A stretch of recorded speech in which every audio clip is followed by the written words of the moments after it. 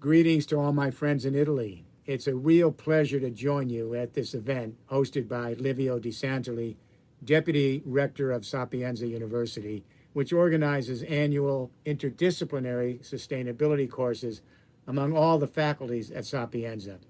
Next year, I will present The Age of Resilience during a special seminar, and I look forward to it.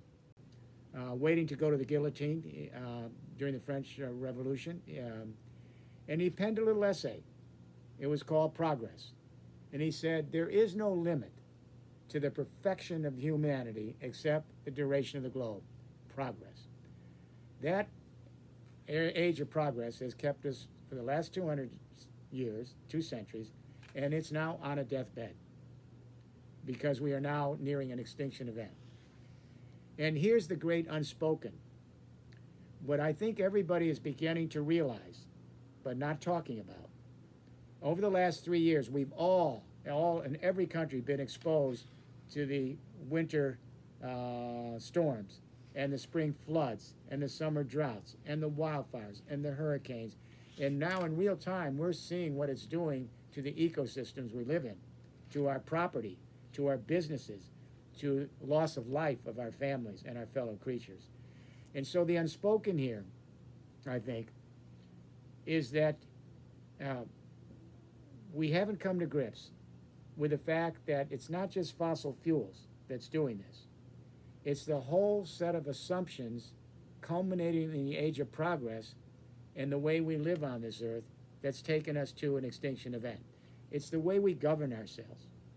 It's our ideas about economic life. It's how we conceive our relationship to nature. It's our approach to scientific inquiry. It's how we educate our young. It's even how we think of our own selfhood. It's all of these assumptions of the age of progress that have actually given us this extinction event. So this is a great unspoken because if we acknowledge this, we'd have to come up with a new playbook, a new way to deal with the economy, new approaches to governance, new ways to educate our young children, new ways to define our relationship with nature and our notions of selfhood. And that's what this is Age of Resilience is all about. It is clear that we are making a great shift from a dying age of progress to an emerging age of resilience. In September, Emmanuel Macron, the president of France, made a very brave speech on an evening address to the French public. He said, "The age of abundance is over. The age of sobriety is here." That was a brave statement. But he left everybody hanging because there is life after this. It's not just this is the end. But we have to be able to actually think of a new playbook, a new way to organize our day-to-day life on this planet so that perhaps in the future our species will continue to exist, our fellow creatures, in maybe totally new ways than we understand today. So we can actually enjoy life once again on Earth, but in a different fashion. I'm guardedly hopeful because I've noticed a couple of things. And firstly, I've noticed that, and nobody speaks about this, that because everybody's been exposed to these climate disasters, and it's been very frightening over the last 2 or 3 years, and we know it's going to continue and get worse, we're beginning to realize, each of us, that the planet is much bigger and more powerful than we thought. And our species is much smaller and less significant on this earth. That is a huge change in consciousness. Because you remember the mandate from the Bible that all of our family, from Adam on, would be the masters of nature. It's turned out we never were. We never were. The other reason I'm guardedly hopeful about the future is the young people in the Gen Z and millennial generations. Over the past several years, millions and millions of young people, Gen Zs, young millennials, have walked out of their universities, walked out of their high schools peacefully all over the world, 143 countries, and they called for a climate emergency. But what is so interesting about this protest is this. We've had protests all the way through history. Humanity likes to protest. This one's different. This is the first time an entire generation across the earth have seen themselves as a species. They're coming out and protesting as an endangered species. So all the divisions, ideological, religious, blood ties, whatever, they now are subsumed under a bigger tent. We are seeing ourselves as a species endangered, and we're seeing our fellow creatures as part of our evolutionary family, and if they're endangered and we're endangered, we have to have a new playbook. These are big changes in consciousness. Not yet articulated, but they're there. Then there's the question of the new temporal orientation. It's called efficiency. As I say, it's been here for the last several hundred years. It's now the dominant temporal orientation.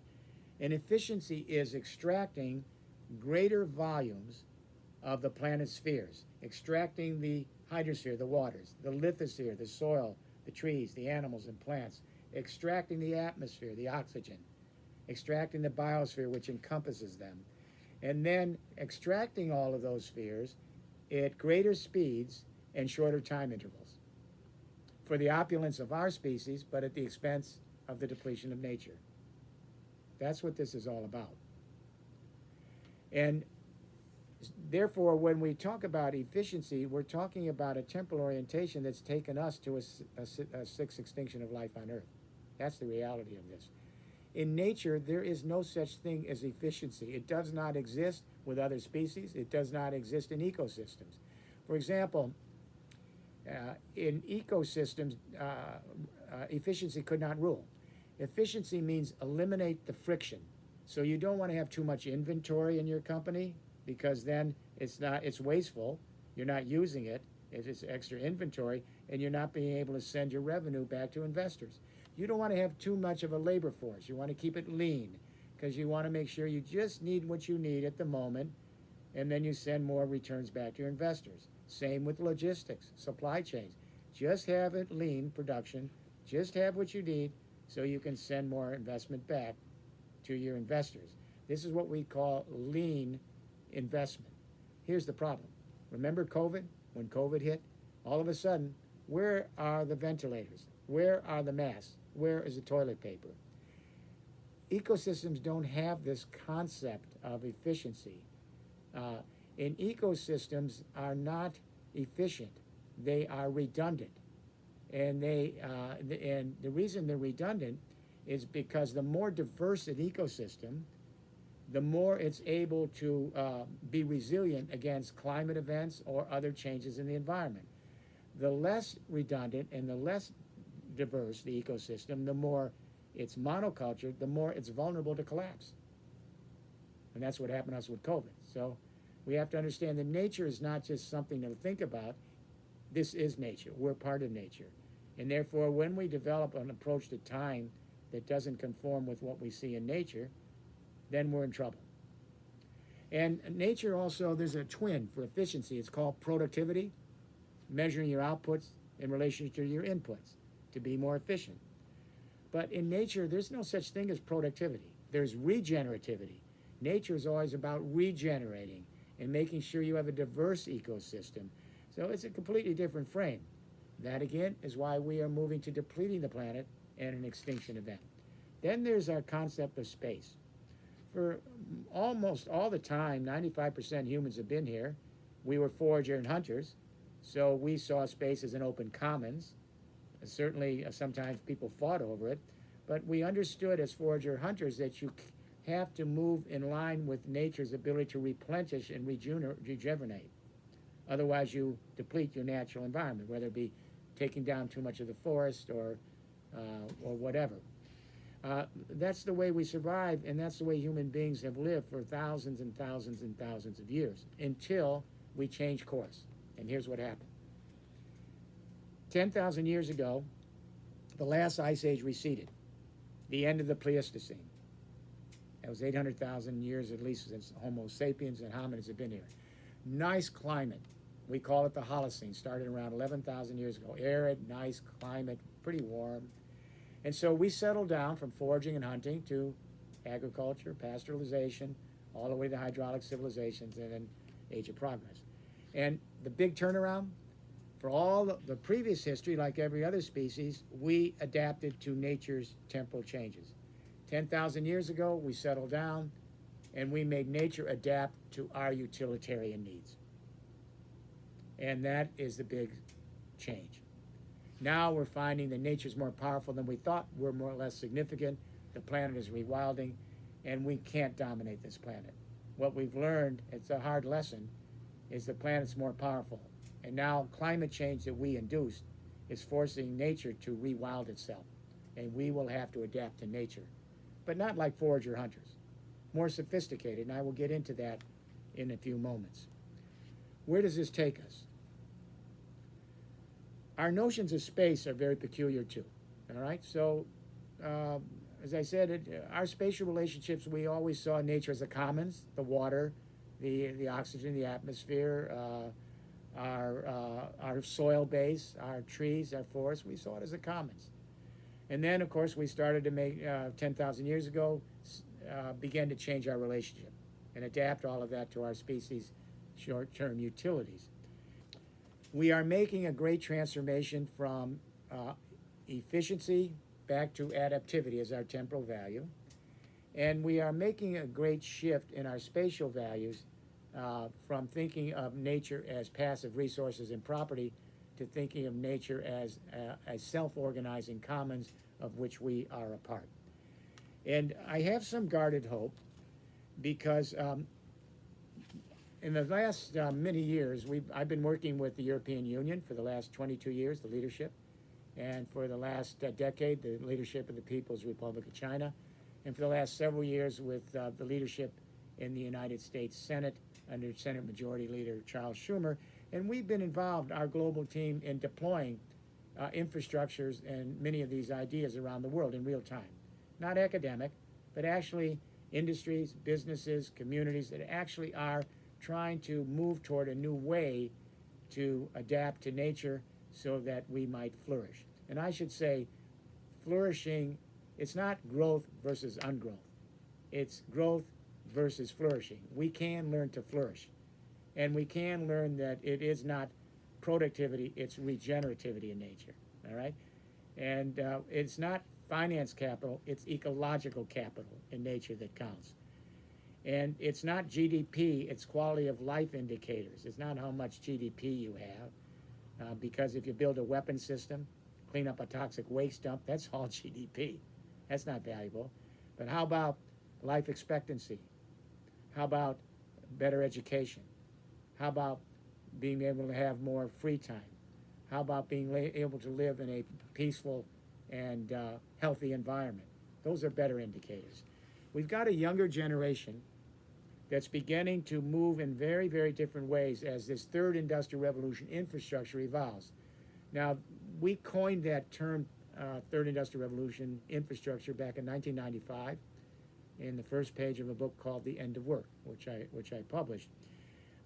But we knew, and many people before us knew, that it really started with computers back in the 1950s. And it's now maturing. And I want to talk about infrastructures for a moment. Remember I said if you know how an infrastructure is organized, you know pretty much it's everything else in terms of how we live our lives. The first and second industrial revolution infrastructures of the 19th and 20th century were vertically integrated, centralized, top down. And the reason is it was very expensive to lay out telegraph systems and railroad systems and urban habitats, and in the 20th century to lay out automobiles and road systems and telephone lines and all of that. And therefore, we had to create the shareholding corporation. So you could have lots of investors, little investors, and return the revenue to them. No monarchy could afford all this. They couldn't. But what we ended up with at the end of the line is that to make these infrastructures work that were so expensive, they were centralized. So that you had vertically integrated large companies, a handful in each sector and industry dominating the industry. That was the way it was in both the Soviet Union and the US. It made no difference. And so at the end of the line, we've got 500 global corporations. I spent much of my time when I taught the advanced management program at the Wharton School, the #1 business school in the world. We brought in CEOs from all over the planet, and we prepared them for 5 weeks for their job. But we have 500 CEOs, 500 global companies. They're responsible now for 1/3 of the GDP of the world. That's just 500 companies. And you know how big their workforce is? They only have 65 million workers out of a global workforce of 3.5 billion people. And the 8 richest individuals in these vertically integrated, centralized first and second industrial revolution infrastructures, the 8 richest individuals, their combined wealth equals the accumulated wealth of 1/2 the human beings living on this planet. That's amazing. This third industrial revolution infrastructure that we began working with and deploying with the European Union leadership, China, and now in the US, it's very different. We have a communication internet. Everybody's connected. 4.5 billion people with a smartphone in their hand. That smartphone has more power, computing power, than sent our astronauts to the moon in your hand. Now this communication internet, which is digitized, is coalescing with a digitized renewable energy internet.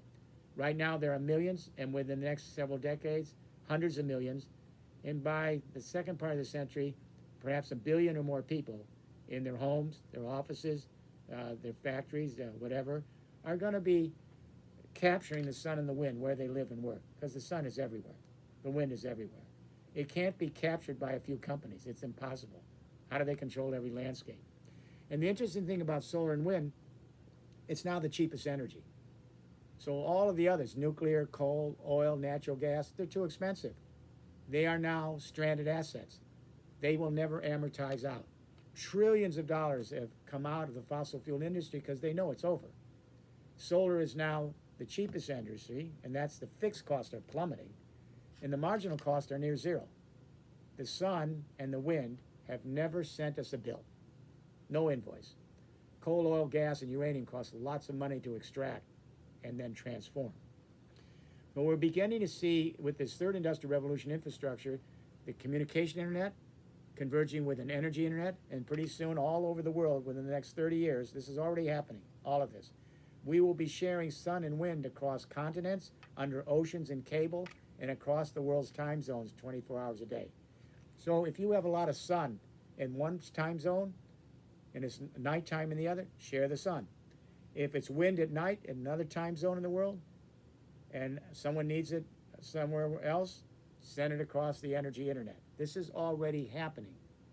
This is not a fiction. Now these two internets are combining with a third internet, a digitized mobility and logistics internet made up of electric and fuel cell transport, powered by sun and wind energy from the energy internet. And increasingly these vehicles will be semi-autonomous or autonomous, road, rail, water, and air, and they will be moving across the planet of this new mobility. All of these three internets converging right on top of the Internet of Things. We're putting sensors everywhere in the planet. We're creating a brain and nervous system that's going to allow us to monitor this great Earth so we can adapt moment to moment to what the planet's telling us to do.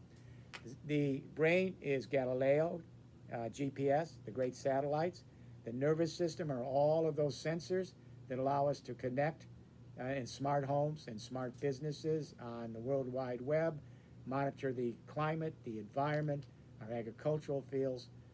And so this brain and nervous system that's digitized in a third industrial revolution infrastructure allow us to be able, wherever we live at any moment, to talk about what's happening to the climate globally in our own ecosystem so that we can temporally adapt and change, This is a revolution. By mid-century, this third industrial revolution infrastructure by 2050 will have morphed, because of these new things coming out of it, into the first resilient infrastructure of the age of resilience. And so this is very promising. The question is, can we get there in time to address climate change as best we can and move from a dying age of progress to an emerging age of resilience? The National Institutes of Health, the great scientific institution in the world by the United States government, they have launched a program that is unbelievably revolutionary. And this is going to bring comfort to every young person that's hearing me today. It's called the Human Biome Project. What they are saying, they have now discovered that the human being is an ecosystem. This is not a metaphor. The human being is an ecosystem. And that changes everything. Let me explain. Every moment of the day, well, let me start this way. What we're beginning to learn is that when we are in the environment every day, we not only have these biological clocks in our internal body that are adjusting to the changes in the day and the seasons and the year, but we also have all the elements of the three spheres, the four spheres, the hydrosphere, the lithosphere, the atmosphere, biosphere. They're coming in our body every day in the form of molecules in our tissue and organs. I'll give you an example. The phosphorus in my teeth, you know where that came from? That came from mountains. The mountains were degraded by weatherizing from the waters, all right?